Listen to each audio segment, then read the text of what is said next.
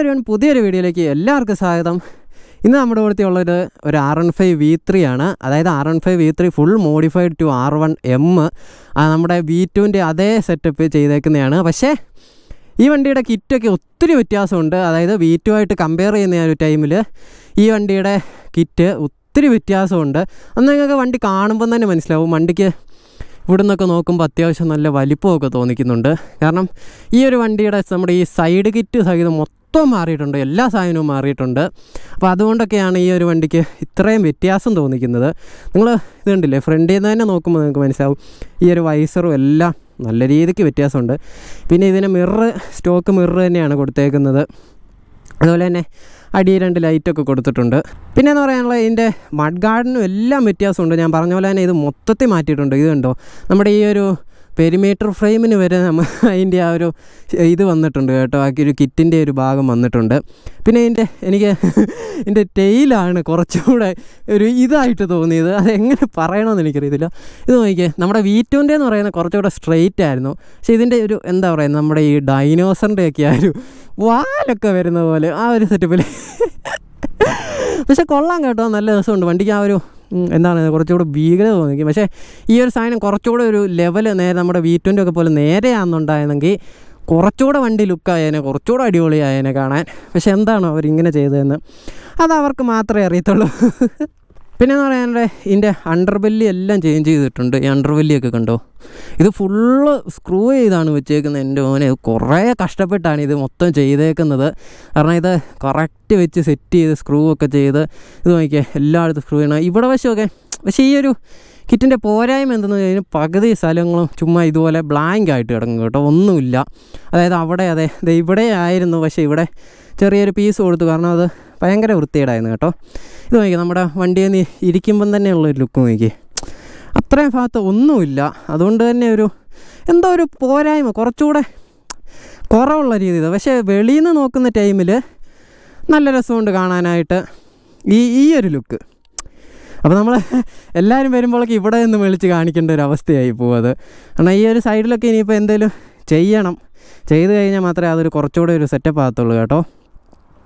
അപ്പോൾ ഈ ഒരു വണ്ടിയുടെ പെയിൻറ്റിങ് എന്ന് പറയുന്നത് നമ്മുടെ നിഞ്ചയ്ക്ക് ചെയ്തേക്കുന്ന അതേ നീലയാണ്. അതേ നീലയും അതേ ആ ഒരു സിൽവറും ചെയ്തിട്ടുണ്ട്.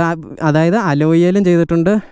ഇതിൻ്റെ അണ്ടർവെല്ലിയിലും അലോയിലും പിന്നെ ഈ ഒരു ടാങ്കിൻ്റെ ഈ ഒരു പീസയിലും പിന്നെയെന്ന് പറയാനായിട്ട് ഈ ഒരു ഭാഗത്തും ചെയ്തിട്ടുണ്ട് കേട്ടോ. ഇത്രയാണ് ഈ ഒരു വണ്ടിയിൽ ആ ഒരു സിൽവർ ഭാഗം ചെയ്തേക്കുന്നത്. വണ്ടി നല്ല രസമുണ്ട് കേട്ടോ. ആ ഒരു സിൽവർ ചെയ്തേക്കുന്ന നീലയും കൂടെ കാണാനായിട്ട് വണ്ടി മാരക ലുക്കാണ്, അടിപൊളിയാണ്. ഞാൻ പറഞ്ഞ പോലെ പിന്നെ ഇങ്ങോട്ട് വരുന്ന ആ ഒരു ടൈമിൽ എൻ്റെ ടെയിൽ തന്നെയാണ്.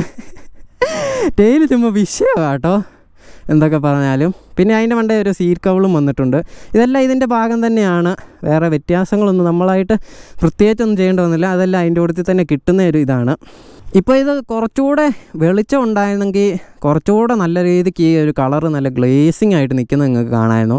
പക്ഷേ നിർഭാഗ്യം വെച്ചാൽ വെയിലെല്ലാം പോയി. കാരണം ഇതിപ്പോൾ 3ാമത്തെ വണ്ടിയാണ് ചെയ്യുന്നത്. ഇന്ന് ഈ സെയിം ദിവസമാണ് ബാക്കി 2 വണ്ടിയും ചെയ്തേക്കുന്നത്. അതുകൊണ്ട് തന്നെ വെയിലെല്ലാം പോയി, അത്യാവശ്യം ഇരുട്ടാകാൻ തുടങ്ങിയിട്ടുണ്ട്. അതുകൊണ്ടാണ് ഒത്തിരി ഗ്ലേസിംഗ് ഇല്ലാത്തത്. പക്ഷേ ഇതും ആ ഒരു സെയിം രീതി ഗ്ലേസിംഗ് ആയിട്ട് നിൽക്കുന്ന ഒരു കളർ തന്നെയാണ്. അപ്പോൾ ഇതിൻ്റെ ഒരു റേറ്റ് എത്രയാണെന്ന് ചോദിച്ചു കഴിഞ്ഞാൽ ഇതിൻ്റെ കിറ്റിന് 10,000 രൂപ തന്നെ ആയിട്ടുണ്ട്. അതായത് പെയിൻറ്റിങ് ഒന്നും ഇല്ലാതെ 10,000 രൂപ. പെയിൻറ്റിന് 5 രൂപ സംതിങ് ആയിട്ടുണ്ട്. അതുപോലെ തന്നെ പിന്നെ പെയിൻറ്റ് അടിച്ചതിന് 10,000 രൂപ ആയിട്ടുണ്ട്. ഓൾമോസ്റ്റ് എല്ലാത്തിനും സെയിം റേഞ്ച് ആകുന്നു കേട്ടോ. അതായത് ചെറിയ വ്യത്യാസമുള്ളൂ. 25,000 രൂപ ഓൾമോസ്റ്റ് എല്ലാ വണ്ടിക്കും ആയിട്ടുണ്ട്. നമ്മുടെ നിഞ്ചയ്ക്ക് മാത്രം അത്രയും ആയില്ല കേട്ടോ. കാരണം നിഞ്ചയ്ക്ക് നമ്മൾ വേറെ എക്സ്ട്രാ കിറ്റൊന്നും ചെയ്തിട്ടില്ലായിരുന്നു. അപ്പോൾ ഈ ഒരു ഡിസൈൻ നിങ്ങൾക്ക് ഇഷ്ടപ്പെട്ടോ ഇല്ലയോ എന്ന് എന്തായാലും തീർച്ചയായിട്ടും കമൻറ്റ് ചെയ്യണം. ഈ വൈസറൊക്കെ കൊള്ളാം കേട്ടോ, വൈസറൊക്കെ അടിപൊളിയാണ്. പിന്നെയെന്ന് പറയാനായിട്ട് നമ്മുടെ സൈലൻസറൊന്നും നമ്മൾ മാറ്റമൊന്നും വരുത്തിയിട്ടൊന്നുമില്ല, സംഭവം സ്റ്റോക്കാണ്. ഇനിയിപ്പോൾ ഞാൻ വണ്ടി ജസ്റ്റ് ഓടിച്ചുകൊണ്ട് ഞാൻ സംസാരിക്കാം, ഓടിച്ച് ഞാൻ കാണിക്കാം നമ്മൾ ആ വണ്ടി ഇരിക്കുമ്പോൾ ഉള്ള ലുക്കും കാര്യങ്ങളൊക്കെ. ഈ ഒരു സാധനം ഇവിടുന്ന് വരുമ്പോഴേക്ക് ഈ ഒരു സാധനത്തിൻ്റെ ഇത് നോക്കി, ലുക്ക് നോക്കി. എന്തായാലും വണ്ടി കൊള്ളാം. ഇപ്പോഴും കുറച്ച് ഇരുട്ടായിട്ട് പോലും വണ്ടിയുടെ ആ ഒരു ഗ്ലേസിങ് അത്യാവശ്യം നിൽക്കുന്നുണ്ട്. അത്യാവശ്യമല്ല, നല്ല രീതിക്ക് നിൽക്കുന്നുണ്ട്. ക്യാമറ ഒരിക്കലും ആ ഒരു ഇത് ചെയ്യത്തില്ല, അത് നിങ്ങൾക്ക് അറിയാവുന്ന കാര്യമാണ്. ഞാൻ എപ്പോഴും പറയുന്നതും കാര്യമാണ്. അത് നേരിട്ട് കണ്ടാൽ മാത്രമേ നിങ്ങൾക്ക് മനസ്സിലാകത്തുള്ളൂ. അപ്പോൾ ഇനിയിപ്പോൾ ഞാൻ ഈ ഒരു വണ്ടി എടുത്തിട്ട് ജസ്റ്റ് ഓടിച്ചിട്ട് അപ്പോൾ നമ്മൾ റോഡിലേക്ക് ഇറങ്ങി. ഒരു മിന്നായം പോലെ നിങ്ങൾക്ക് വെട്ടം ഇവിടെ അടിക്കുന്ന കാണാവോ ആവോ. കൊള്ളാം കേട്ടോ. ജസ്റ്റ് ഞാൻ കൈ കൊടുത്ത് ഓടിച്ചിടാം. സ്റ്റോക്ക് സൗണ്ട് തന്നെയാണ്.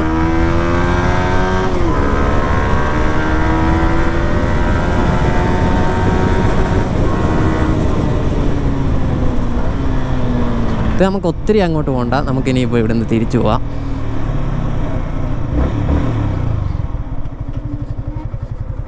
പുറകിലേക്ക് നോക്കി. പുറകിൽ വണ്ടിയുണ്ട്. ഫ്രണ്ടിൽ നിന്നും വണ്ടി വരുന്നുണ്ട്, പുറകിൽ നിന്നും വണ്ടി വരുന്നുണ്ട്. പക്ഷേ അത് കുറച്ച് ലോങ് ആണ്, കുഴപ്പമില്ല. ഓക്കെ, ഇനി നമുക്ക് അങ്ങോട്ട് പോവാം.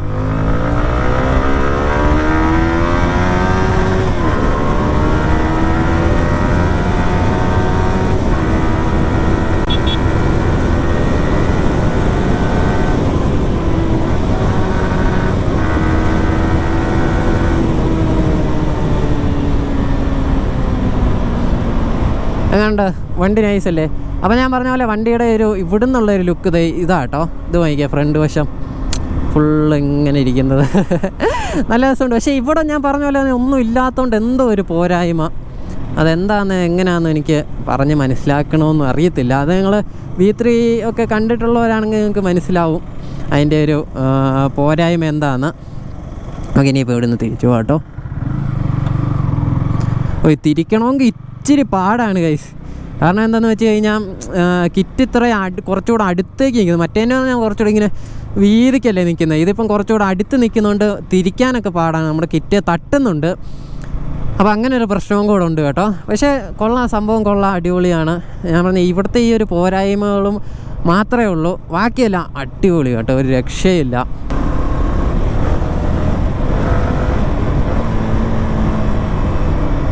അപ്പോൾ നിങ്ങൾക്ക് ഈ ഒരു വണ്ടി ഇഷ്ടപ്പെട്ടു എന്ന് വിചാരിക്കുന്നു. അപ്പോൾ എന്തായാലും ഈ ഒരു വണ്ടീനെ നിങ്ങൾക്ക് ഇഷ്ടപ്പെട്ടിട്ടുണ്ടെങ്കിൽ നിങ്ങൾ എന്തായാലും കമൻറ്റ് ചെയ്യുക. ബാക്കി വണ്ടികളുടെ വീഡിയോ കാണാത്തവരുണ്ടെങ്കിൽ അതും പോയി കാണുക. അപ്പോൾ ഈ ഒരു വീഡിയോ എന്ന് പറയുന്നത് ഇത്രയൊക്കെ ഉള്ളൂ. അപ്പം പുതിയൊരു വീഡിയോ ആയിട്ട് ഉടനെ കാണുന്നതായിരിക്കും. Till then bye bye, Tata.